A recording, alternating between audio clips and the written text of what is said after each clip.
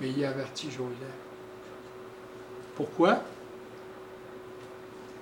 Joseph se leva et partit de nuit, et le petit enfant et sa mère se retirèrent en Égypte. Il resta jusqu'à la mort d'Hérode afin que s'accomplisse ce que le Seigneur avait annoncé par le prophète. J'ai appelé mon fils hors d'Égypte.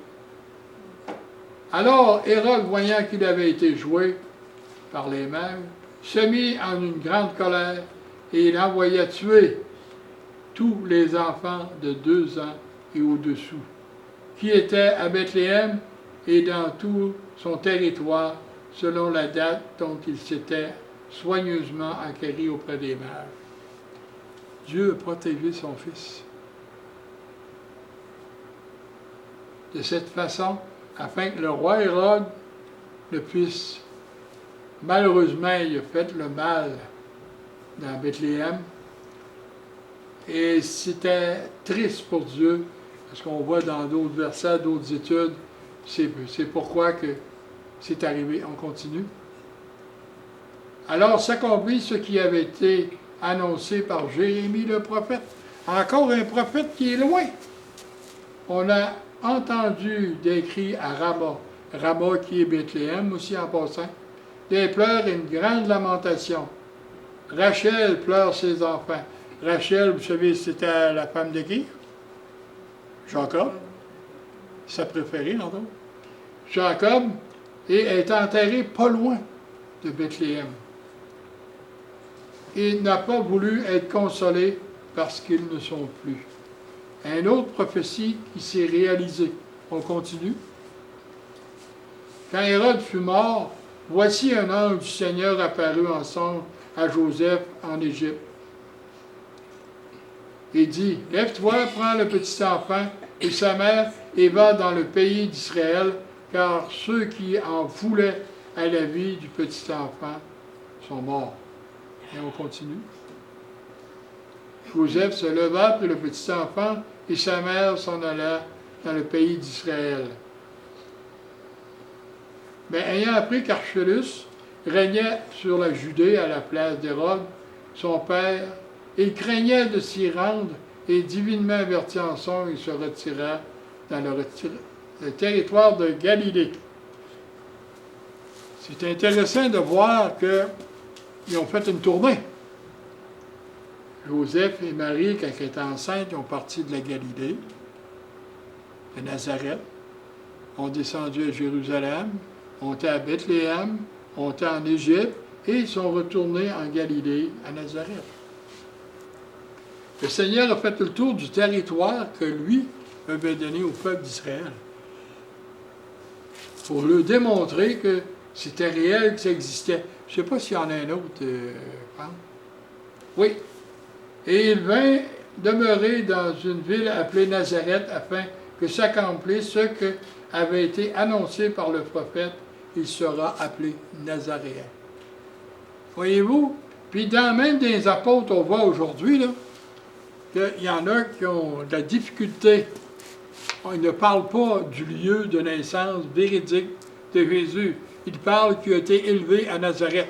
Et c'est vrai qu'il a été élevé à Nazareth, mais il est venu au monde à Bethléem, en Judée.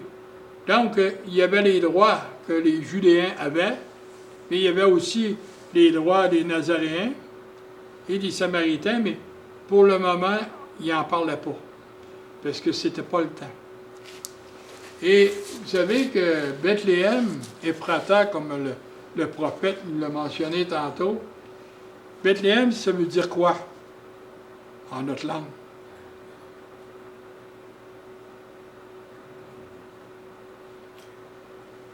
Ça dit la féconde ou le pain. Où ce que les fécondités de Dieu étaient. Et Ephrata veut dire aussi, je n'ai pas mes notes, c'est dur de dire clairement. Bethléem, c'était la maison du pain. Ephrata, que le prophète disait, c'était la féconde. C'était pour la différencier d'une autre ville de Galilée qui avait, elle aussi, beaucoup de vignes, mais ressemblait beaucoup à Bethléem. C'était pour les distinguer dans le pays d'Israël. C'était ça le but de mettre Ephrata pour bien distinguer que ce n'était pas celle qui était en Galilée, mais c'était celle, Bethléem, qui était en Israël, en Judée. Ça fait que c'est tout pour moi, et je crois que j'ai atteint mon but. Hein? C'est pas fini, Michel. Non, non, non, non. Reste ici. On va te donner ton ouvrage tantôt. Et vous savez que c'est très important, si on veut connaître Jésus-Christ, ou si on veut connaître quelqu'un, il faut savoir d'où il vient, de quelle manière il est venu, de quelle manière il a été élevé, c'est quoi son métier, c'est quoi ses affaires.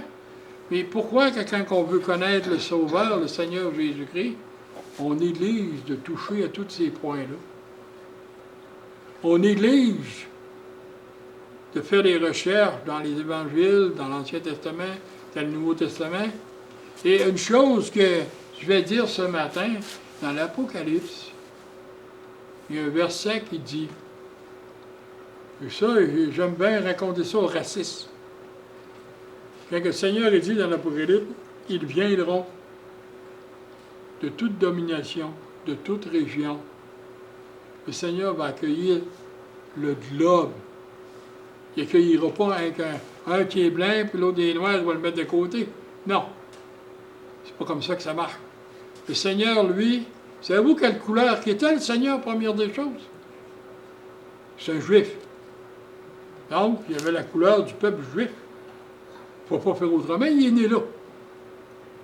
Il y avait les chromosomes, et tout ça, il était de couleur assez foncée.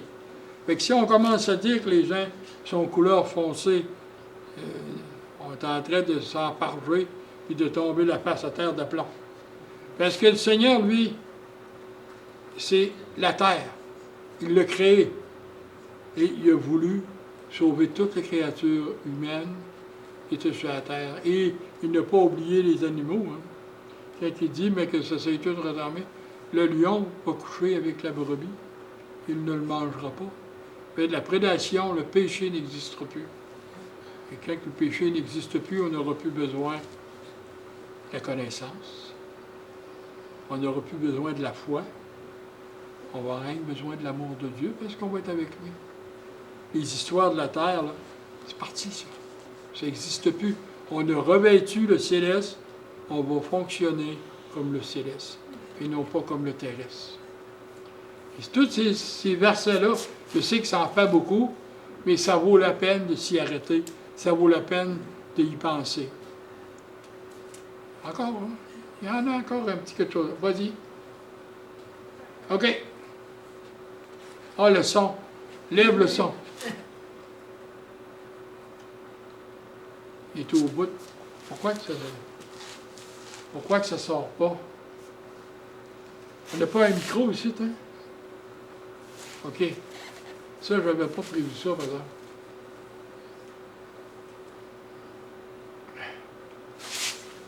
Attends un petit peu. Peux-tu me donner une petite place? Je vais essayer de faire quelque chose. Ça peut foncer.